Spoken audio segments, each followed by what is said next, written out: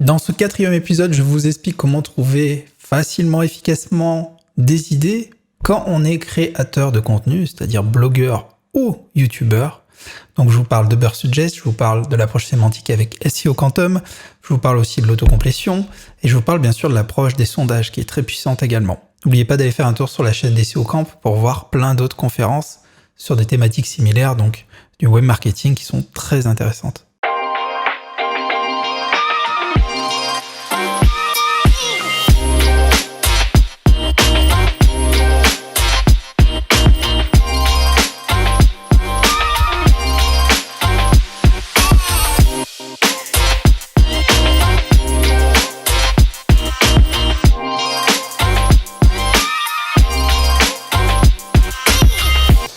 La recherche d'idées. L'erreur la plus récurrente quand on est infopreneur ou créateur de contenu, c'est qu'on se dit « Ok, moi je suis artiste peintre, donc je sais ce que veulent les gens.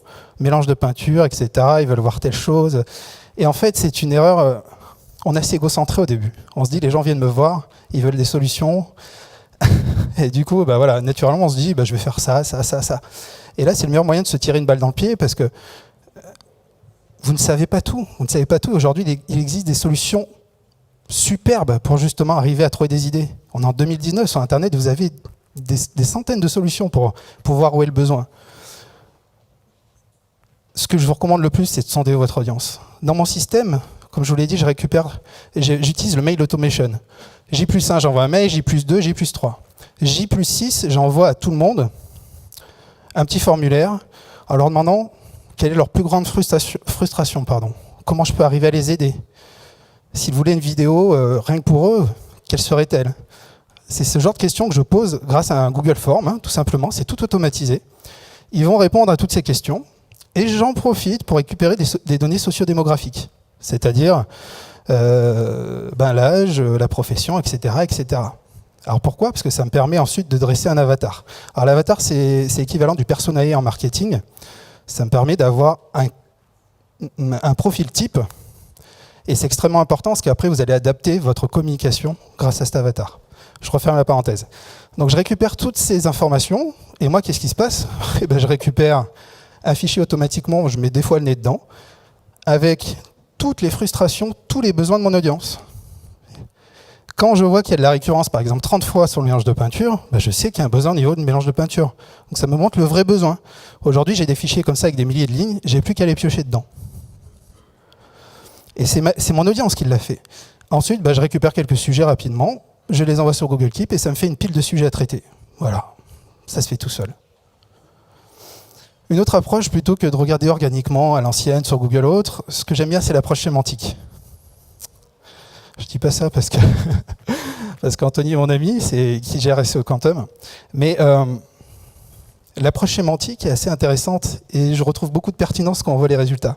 Moi, j'utilise que la fonctionnalité Cocon, en fait. Après, sur l'outil, je vous avoue que j'ai encore du mal à tout comprendre parce que moi, j'aime les choses simples. Et en fait, simple, dans le sens où, voilà, moi, j'utilise uniquement cette fonctionnalité. Je pars, par exemple, de courte peinture, de cette requête-là. Il va me proposer plein de choses.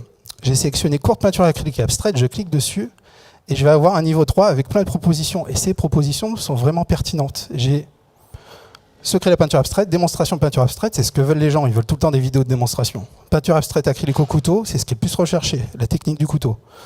Donc voilà, et comme ça, j'ai plein d'idées. Il me suffit aussi de les récupérer. Et puis ça me fait des sujets.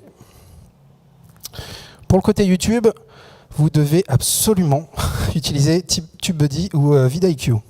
Je ne sais pas si vous connaissez, mais quand on crée du contenu, c'est un assistant indispensable. Il va vraiment vous aider, par exemple, à trouver des idées de mots-clés, à mesurer l'intérêt, la faisabilité, comme on le fait pour le SEO depuis des années. Lui, il le fait automatiquement, je vous montrerai ça tout à l'heure. Pour la recherche d'idées, il est très puissant. Vous pouvez partir d'un mot-clé et il va mécaniquement vous donner plein d'autres possibilités, plein d'autres idées. Et il va aussi vous assister sur plein de choses, donc c'est vraiment c'est un vrai couteau suisse, ce TubeBuddy, je vous le recommande. Après, des choses que vous connaissez, plus classiques, l'autocomplétion. Vous commencez à taper une requête, vous avez le complément, ça marche sur YouTube, ça marche sur Google.